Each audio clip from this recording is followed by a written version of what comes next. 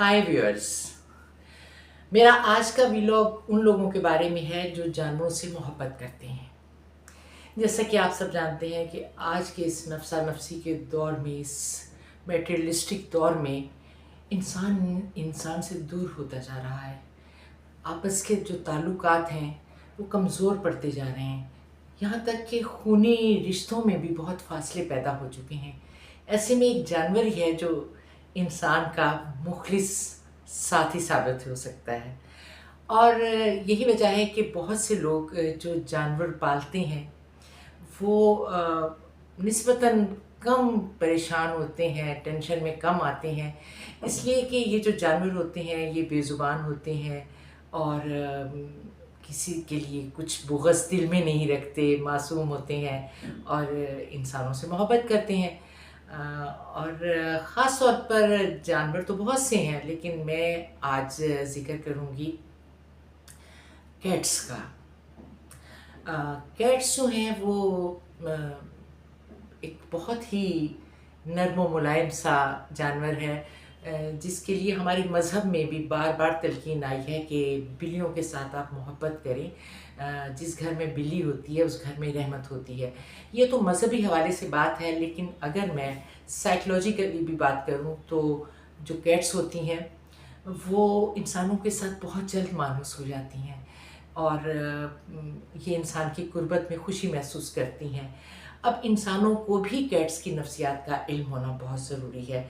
चूँकि मैं बचपन से कैट्स पाल रही हूँ, इसलिए मुझे इनके एक एक एक्सप्रेशन का पता होता है कि ये इस वक्त किस मूड में हैं, क्या चाहती हैं। देखिए, ये जो बेज़ुबान जानवर होते हैं ना तो ये आपसे कोई शिकवा कर सकते हैं, अगर इन्हें कोई तकलीफ़ भी है तो ये नहीं एक्सप्रेस कर सकते। तो आपको ख़ुद ही ये जांचना होता है कि इस वक्त आपकी कैट को किस चीज़ की ज़रूरत है। तो कैट्स जो होती हैं ये अपने मूड्स जो हैं वो शो करती हैं। इनका कभी जी चाहता है बाहर जाने को, घर से बाहर नहीं, कमरे से बाहर जाने को, तो ये आपके पास आएंगी, अपना सर आपके बाजू के साथ आपके साथ रगड़ेंगी और आपको बताने की कोशिश करेंगी कि इस वक्त हम क्या चाहते हैं। या जब भूख लगेगी तो ये अपना जो इनका बर्तन होता है जिसमें इन्हें आप खाना डालते हैं उसको जाकर ये पटकना शुरू कर देंगी। इसके अलावा इनकी और भी देखें, जब जिनके घर में कैट्स होती हैं ना वो उनकी तमाम आदात से वाकिफ़ होती हैं।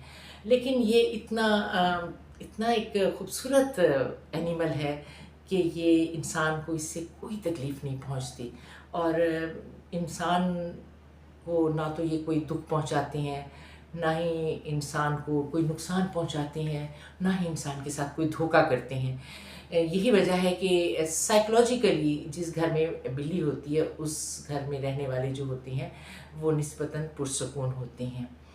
अच्छा, अब मैं अपनी कैट के हवाले से आपके साथ शेयर करूंगी कि जब मैंने कैट्स पाली तो बचपन से ही, जब ये बहुत छोटी थी तो मेरी ख्वाहिश थी कि हर वो चीज़ जो मैं खाती हूँ वो ये भी खाएं।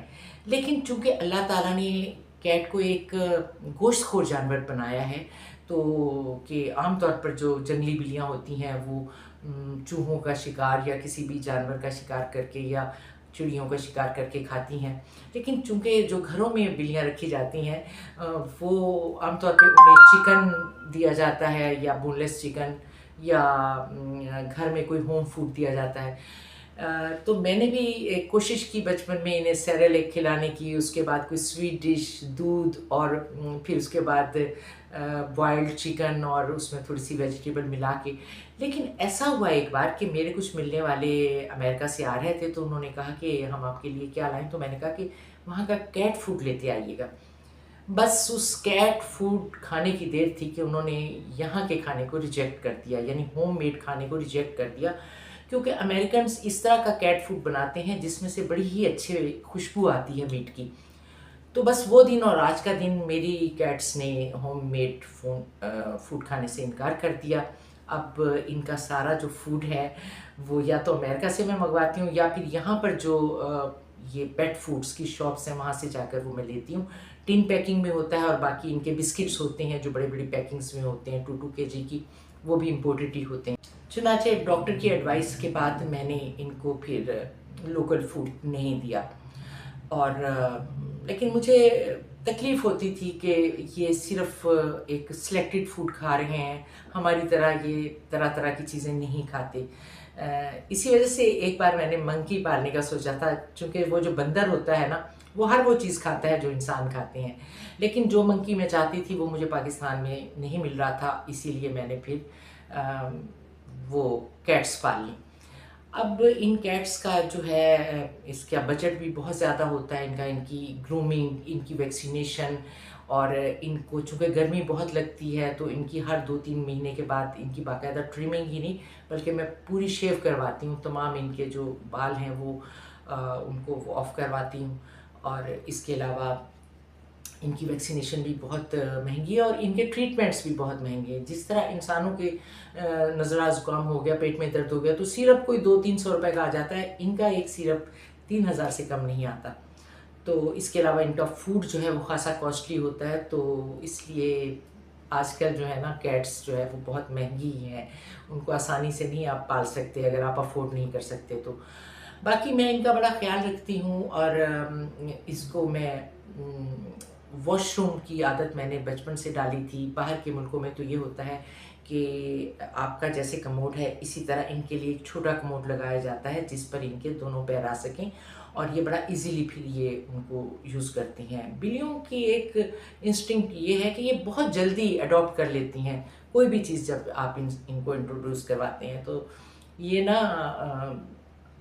चूँकि मेरे वॉशरूम में एक ही कमोड है बड़ा, तो फिर मैंने इनके लिए छोटे-छोटे से वो पॉट्स जिस तरह के घरों में छोटे बच्चों के लिए 2-3 साल के बच्चों के लिए रखे जाते हैं वॉशरूम में, वो मैंने मँगवाए।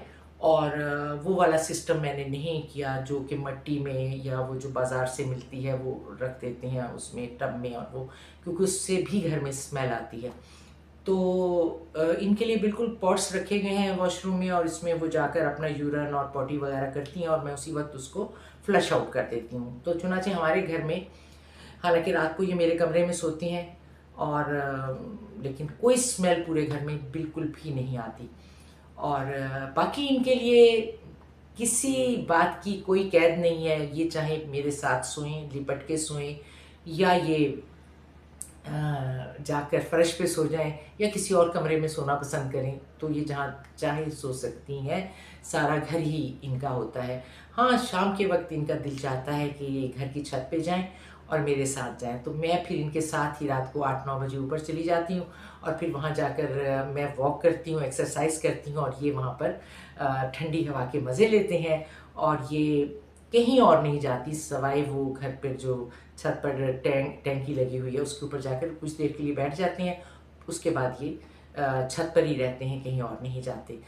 तो मेरे साथ इनकी एसोसिएशन बहुत ज़्यादा है और मैं इनसे उसी तरह प्यार करती हूँ जिस तरह से किसी इंसान के बच्चे से किया जा सकता है। वैसे भी मोहब्बत जो होती है वो उसके लिए कोई खूनी रिश्ता होना ज़रूरी नहीं है, ये आपकी एसोसिएशन है, वो जितनी ज़्यादा होगी आपकी मोहब्बत की इंटेंसिटी उतनी ही ज़्यादा होगी।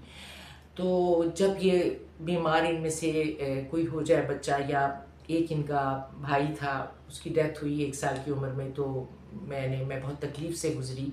मैंने 8-10 दिन मुख्तलिफ़ डॉक्टर्स के पास मैं गई, उसे ले लेकर गई, लेकिन कोई ऐसा वो वायरल इन्फेक्शन हो गया था कि वो कोशिश के बावजूद उसे बचाया नहीं जा सका।